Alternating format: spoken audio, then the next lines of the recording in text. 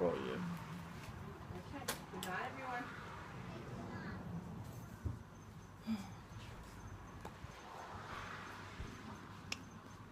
One of my favourites is when people do this one.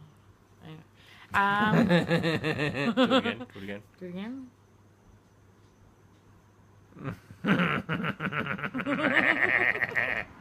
Here's today's good news.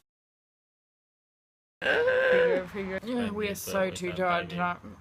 We've talked a little bit, well, actually quite a lot about the whole trusting God thing. Trusting of late. God. And that whole thing of not being the driver in the car, for instance, and being the passenger is a lot like trusting Jesus. So we've got another angle on that. We just want to read from Habakkuk, chapter 2. Habakkuk. Yeah, what a good book is that, hey? Habakkuk. Okay, Habakkuk, chapter 2, verse 3. Habakkuk. And, chapter 2, verse 3. Get that? Write it down. Don't forget it. It goes like this. Whatever. God speaking. God speaking. But these things I plan won't happen right away. Slowly, steadily, surely. The time approaches when the vision will be fulfilled. If it seems slow, wait patiently, for it will surely take place. It will not be delayed. So that's the other side, or another side, perhaps, of the good news of trusting Jesus means that he does things In the right time. his perfect time and in his greatness of perfect power. And sometimes he asks us to do something by faith, to act on our faith and actually go and do something that makes no sense. And sometimes he asks us to do something I think is generally a lot harder. Yeah, for most people, when God asks us to do nothing and wait for him to do it, That's not easy. that can be very hard because it goes completely against our human nature. Especially us blokes, because we want to go and fix everything. Right. It's broke, we want to fix it. And then God says, just wait. And you're like, but it's broke. I'll fix it. Yep. Yeah. So, sometimes God asks us to do nothing Nothing. by faith in By the sense faith, of in the sense of expecting him to do what he's told us he will do by faith, but to sit tight and wait for him to actually do it and not do a thing.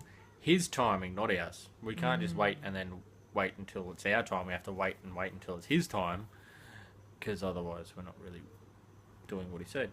Yeah, and a perfect example is our old mate from the Bible, Gideon.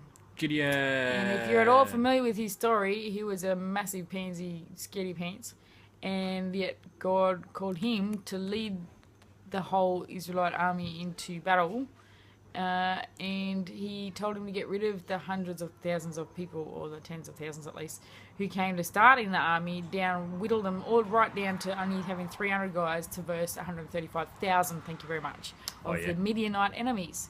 Yeah, just and the battle plan that God gave him actually was one of those stand and waits. So I'm going to read quickly just a couple of verses out of Judges chapter 7. So if you want to check out the full story, go ahead and read like chapters 6 through 8 or something. But the bit we're going to read is verse 15 and a couple other verses for later on. It says, when Gideon heard the dream and its interpretation, he thanked God. Then he returned to the Israelite camp and shouted, "Get up, for the Lord has given you victory over the Midianites." And we skip because of time here. And it says, each man stood at his position around the camp and watched as the Midianites rushed around in panic, shouting as they ran. When the 300 Israelites blew their horns, the Lord caused the warriors in the camp, the Midianite camp, to fight against each other with their swords. Those who were not killed fled. And basically, Gideon and his armies... They fled. His army of 300 people Like little girls. stood and watched as their 135,000 enemy killed each other off. They literally watched it happen. And that was obviously because God did that. And it's not the only time that God has done the same kind of thing. by asking his person or people to stop and wait and watch what he will do and let it happen in his perfect time. In his perfect time. And it's interesting that when we actually do as God says and wait for him to do what he said he's going to do, obeying the order of be still and wait, don't do anything, instead of go and do this. Be still and wait, don't do anything. When he does the something, he gets all the glory because we did nothing. Yeah. How good's that? And then we can just say, this is what God did for me. And then people are like, well, what did you do? Nothing. What did God do? Everything. Yeah. Mad. So much better. Actually, we've got a little song about that called Everything and Nothing. So Everything. keep your ear out for that one at some point. Because it's a goodie. Anyway, so the good news for today, is the fact that there's another side of faith that God will sometimes require you just to wait and watch what he does. Let him do it. And in your let life. go and let him do it. And don't grab it back.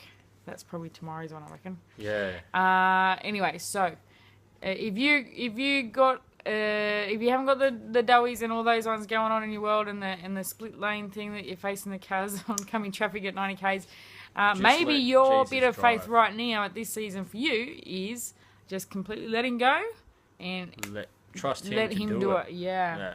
Yeah. And There's then an tomorrow, encouragement. we might talk about how you shouldn't grab the steering wheel Back when somebody again. else is driving, because that's Yeah. bad. And then there's more to come. So that's all good. We encourage you to keep hanging in there, and even if it's letting go, trusting God with everything, trusting what Jesus says, it is the best way to go. Absolutely. And that Everything and Nothing song, we'll have to get out to you somehow soon on all our Everything and Twitters nothing. and whatevers, and maybe our website at retrocristo.com. Check and out Facebook too. we also have some kind of very exciting news coming up real soon. We'll have to let you know. Exciting news. So stay tuned. For now, we got to run. So it is the good news for today. Kind regards, Retro. Cristo. Bam!